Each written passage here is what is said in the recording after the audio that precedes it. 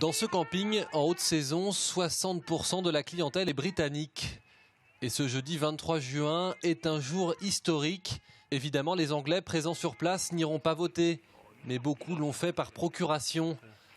À l'image de ce pays divisé sur la question, les avis ici sont tranchés. Et pour les pro-Brexit, la principale raison de quitter l'UE, c'est l'immigration.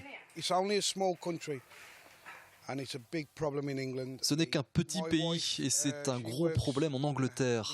Ma femme travaille dans un hôpital et les hôpitaux, ils sont complètement débordés à cause de l'immigration.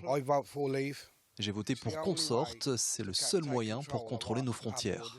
Il y a trop de gens dans notre si petit pays. La France est tellement grande, tellement vaste, c'est différent. Ce vacancier anglais a acheté ce mobil-home il y a quelques années. Maintenant, à la retraite, il y passe tous ses étés. Et pour lui, une sortie de l'Union européenne serait une erreur. D'ailleurs, il le dit, sortir ou ne pas sortir n'est pas la question. Le problème n'est pas de rester ou de partir. Je pense que le problème, c'est qui nous avons pour nous représenter au Parlement européen. Je pense que rester est la meilleure chose à faire et j'espère vraiment que demain, nous serons encore dans l'Europe. Bob est irlandais. Lui ne devrait pas être concerné par le Brexit, sauf que son travail est d'accueillir pour les vacances des Anglais en France. Depuis le mois de mai, il remarque une fréquentation en baisse de cette clientèle dans les différents campings qu'il visite en Vendée. Et si le Brexit l'emporte, cela pourrait avoir des conséquences sur son activité. Je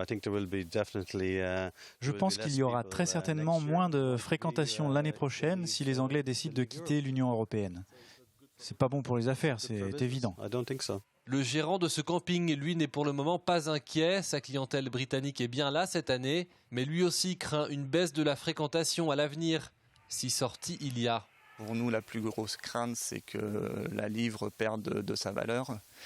Et donc, les clients anglais auraient quand même beaucoup moins de pouvoir d'achat chez nous. Demain matin, tout le monde ici sera rivé sur les résultats du vote.